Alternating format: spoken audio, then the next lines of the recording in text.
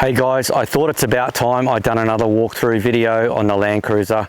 Last time I done one was April 2020. It was a few years ago, coming up to 4 years ago now, so a lot of things have changed in that 4 years. We've done a big trip, changed a few things for that, and also changed a bit more since we come back. Bit of an overview of the car itself. It's an early 2016 VDJ 76 series. It's the V8 single turbo, 4.5 litre, 5-speed manual locking hubs, and this is the pre-DPF model. So yeah, that's why I rushed in and bought it at the time. So what I'll do is I'll just basically run through the things that have changed since the other walkthrough, and so it's more like an updated video. So most of the stuff that was done before you can generally see anyhow. So we'll just start here at the front. Now, a while ago I did change the winch. I now have the fiery red 13,000 pound winch from Vic Off-Road. Also, I'm not running any hook, I'm just running that little Max Trax widget thing. So when I hook up to winch, I've just basically got just a bare loop in the rope and I just hook up using that. So everything else on the front is the same bull bar and everything. The only other thing to change on the front is the UHF aerial. This one's a GME aerial. I have changed the unit inside to a XRS Connect from GME as well, but I'll show you that once we get onto the inside. So since then I've changed the tyres, obviously. I've changed them a couple of times, but the last two sets I've been running the Maxxis Razor MT, and I'm pretty happy with them. I used to run BFG Goodrich mud terrains all the time, but through that COVID period I couldn't get them, and the guy at the tyre shop talked me into getting a set of these. At the time they were $50 cheaper a tyre, so I thought, yeah, well I sort of have to, but yeah, I'll give them a go, and they've been pretty good. I'm really happy with them. Now, as far as the suspension goes on the front of this, it's a bit of a mixed bag now, so I've finally updated the suspension. So I'm running the Superior Hyperflex arms, and matched to that I got some PSR 2-inch flexi coils, and also the PSR relocation brackets for the ABS lines. There was a fair bit of mucking around with them. They didn't really work right, and I had to modify them a bit to make sure I had enough length with the ABS cable for the added little bit of flex in the front. Also running the Superior 2.0 remote res shock. In the front I'm running a 5-inch shock. I'm not sure of the open and shut links, but that's what I'm running. So fair bit of work went into the front there. A few other bits and pieces. I got some quick disconnects on the sway bar as well now, and also the spacers for the sway bar to bring it down to the correct height. Yeah, but a fair bit of mucking around getting those arms in and everything to work right, but yeah, it's pretty good now. Also, since the last walkthrough, I bought myself a set of rock sliders. So these are from Southern Cross Fab. Really strong rock sliders, they're really good actually. In hindsight, I probably would have preferred to get them covered in, because a lot of rocks and that do come through and get a few stone chips and mud up the side and that. So, but the workmanship's really good. Yeah, I just would have been better maybe to get ones that come out a little bit further and be covered in, but these are pretty good. I can always change that later anyhow. I've also added the clear view mirrors, but these ones have been shortened. I bought these from Jackson's 4-wheel drive in South Australia, so I paid a bit extra and got them shortened so they don't stick out so far, because when these are in all the way like this, this gives me enough to be able to tow the camper no problem. So that's pretty handy, but I still have the option to pull them out a little bit if I tow anything bigger one day. So moving on to the rear suspension, I ended up going with the Terrain Tamer parabolic leaf spring and just a Superior 2.0 shock, just in a standard 2-inch length, because I already had the high clearance plates for underneath. So yeah, I just went a normal 2.0 shock in 2-inch lifted length. And yeah, I do have extended shackles on the back, because these parabolics, they do a heavier one now. I need to swap to the heavier one because it is a bit saggy in the bum, but it actually rides fairly nice, yeah, for a leaf spring. Also, a recent addition, you've probably done a video on these, if you follow the channel you'll know, is I put the gull wings in the back. These things are great. These are from the Cruiser company. Just having access to the back is unreal on a wagon. I never thought it would be, I always wanted to do it, but I just didn't think it would be that good. So yeah, these ones are pretty good. I went with the Cruiser company purely because it has the wraparound bit and it doesn't look funny on the back of the 76 there. Yeah, and just gives me a lot more access. We do have a travel buddy in there. I'll show you that when we do the inside. Also changed the awning out recently, but this isn't my awning, this is my son's awning off his car. So I'm just borrowing that for a while, see what I think of it. I'm not really sure, to be honest, but it's on Rax Brax, and it's the Drifter Stockton 270 awning, freestanding. It's not bad. To be honest, I think I'd probably just be happy to buy another brand new Foxwing if I could, but we'll see what happens. Just purely for the fact you go to these freestanding ones, they're all a lot heavier. I could put the Foxwing on and off myself. This one I can't. So yeah, but anyhow, I'll work that out later when he wants his awning back, if he even, hopefully he doesn't notice. So not much has changed in here in the last few years. Obviously I've had to replace the battery which died, but I mean that's just normal wear and tear. The second battery that was here, it's gone. So I have a lithium set up now in the back, so we'll get to that when we go into the inside. So I just have this void here. I still got the battery tray, just normal. I do have a second fuel filter, which was there before, and the catch can, HPD catch can, and a Diesel Dog secondary fuel filter. One other thing I have changed is the brake booster. I went to the double diaphragm brake booster, and that one's from Hulk. So when I done that was when I was doing the suspension, and I upgraded all the brake lines to braided brake lines, and the rotors are the good Bendix slotted ones, and running Bendix pads. So those brakes now work really good on this car. So doing all that suspension work and getting those brakes sorted made a big difference. So one other thing I didn't mention about the motor is I did have it tuned before we went away on our big trip in 21. Took it to Down Under Diesel, just got a moderate tune, made so much difference.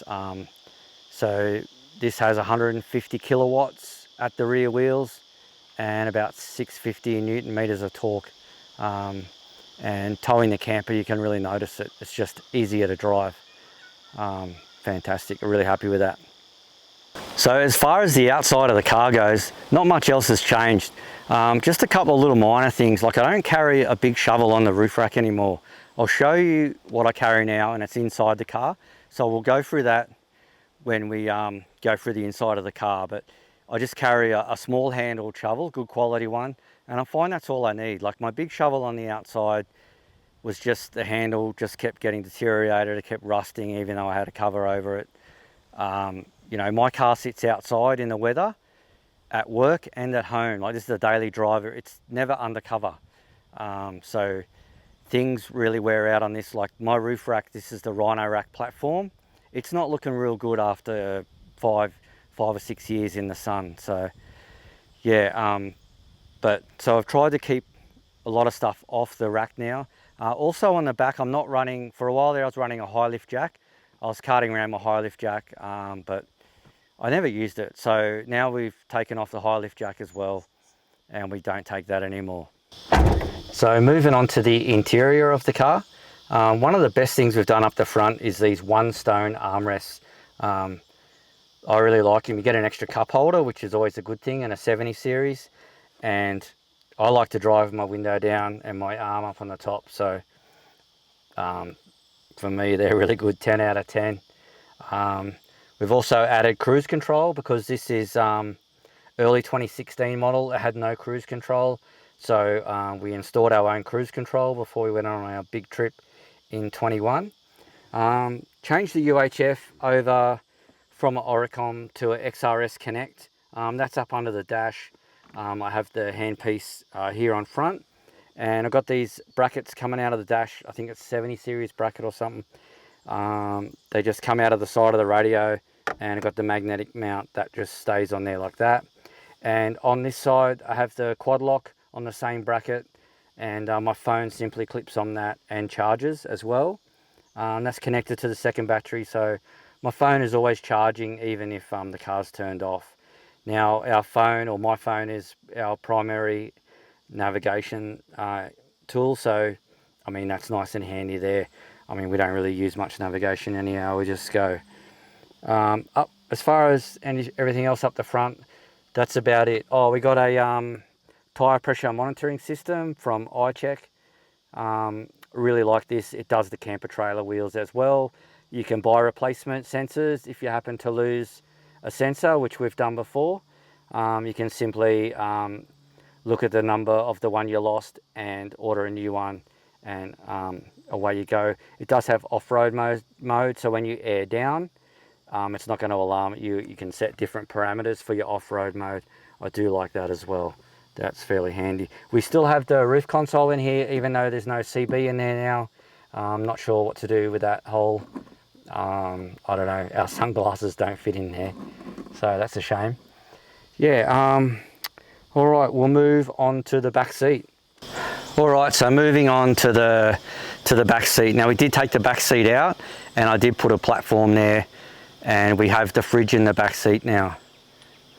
So with the fridge like this, it's simply, there's no need for a fridge slide, and it's a lot easier to get in and out to.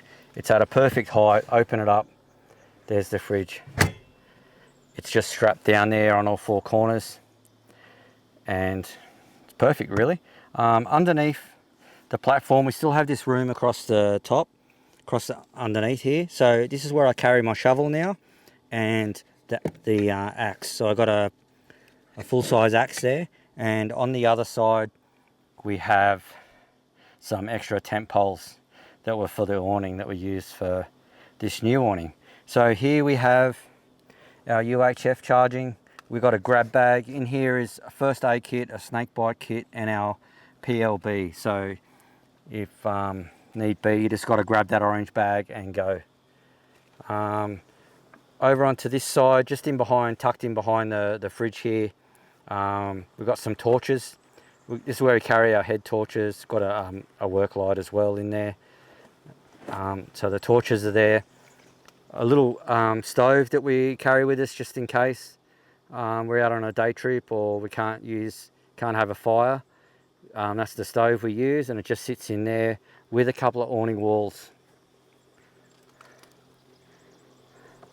On the front of the cargo barrier here, we have a charging station. So I have GoPro 9 and 10 batteries charging in here, and some GoPro 8 batteries charging here. Got a 240 charger, so if the car's sitting at home for a while and not being driven, I can just plug it into the wall. It normally keeps up because I got a 110 watt solar panel on the roof. So, but if it's a few cloudy days or whatever, I do have the option to plug in. Now up the top, across the top here, I have this cargo net. That's where I keep my pillow for when I'm doing swag trips. If we got the camper and my pillows in the camper, we can put stuff up here like towels, jackets, jumpers, and that sort of stuff. All our hats, all that sort of stuff goes up there. This thing is really, really handy. And yeah, some storage across the top there where we keep a few bits and pieces. So previously we did have an angle, but we've changed to the Mike Coolman. So I did swap with Ryan for a while, and I really liked the Mike Coolman, his one. So then when he got his new car, he wanted to swap back, and I was having a few issues with the angle, and I did notice this Mike Coolman uses a lot less power. So we ended up biting the bullet, and we bought ourselves a Mike Coolman. Around on this side, I have this front runner box, and this houses, this is where I keep all my camera gear. That all goes in there. It's a hard case box, and then if I want to stick stuff on top, normally if I'm doing like a swag trip or whatever, my clothes bag will sit on here, or I can sit some food on here. You know, maybe I could get another box if they stack on top nicely. I don't know if they do, but other than that, there's not much happening on this side. Just got the back seat organizer, and just underneath here I have the bulkhead air fitting, because now we have the air pressure module from ARB. That thing is really handy. You can have an app on your phone and you just set the pressure you want, you air up, and it'll stop at that certain pressure. So set it to 40, it'll stop at 40, and then you pull it off, put it on the next tyre, will automatically start up again, and off you go. That's pretty handy. So in the back of the Cruiser now, the drawers are the same. It's just now we don't have the fridge and the fridge slide here anymore, which gives us a fair bit more room. So normally if I'm going away in the swag now, my stretcher, my swag will fit up the front, chainsaw here, and I've still got a bit of other room, bag of wood, whatever. There's still actually a fair bit of room in here with all that gear in there. So up the top corner now, we're running a travel buddy. Yeah, we just put that in a few months back. That works pretty good. I put that in after the gull wing, so really happy with the gull wing. And now in the back, up in this corner here, is where I have the second battery. So we have a 100 amp hour Enerdrive lithium battery in there, powered by Red Arc DC-DC charger. I think a 25 amp one.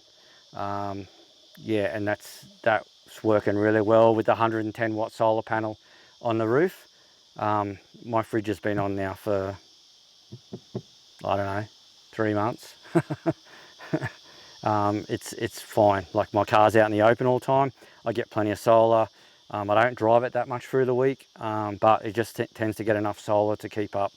But those lithium, if you're thinking about lithium, don't think about it anymore, just do it. So just on the inside of each gull wing, I did install some strip lights, some LED strip lights. They can go white or amber, and they're also dimmable in both the white and the amber. It's really, really awesome for camp, having that orange light. So guys, that's about it for the updated walkthrough on the car. We have changed a fair bit now when I think about it in those couple of years, but it's all about fine-tuning your car and getting it to suit your needs. And for us, it's just basically to camp better out of everything we do, is just to make life a little bit easier when we're camping, and also to get away a lot quicker too. Like, we do camp a lot, so being able to get away a lot quicker is, you know, it's handy. Last thing you want to do is packing everything up every week. So everything for us stays packed. It's got a place and it stays in it. As far as future mods for this car, not really that much. I do have a set of thermo fans coming for the top of the intercooler, and I want to put some I want to put an EGT gauge and a boost gauge in the cabin, and I think really that's it. Maybe sort my awning out when Ryan wants his back, and that's pretty much it for this car. And we'll just keep driving it and using it and camping out of it. I mean, obviously as time goes on, you think of something else, you know. That'll probably be next week. I'll think of something to do, but yeah, we'll just keep plugging away and keep on camping. So yeah, thanks for watching this one. Cheers guys.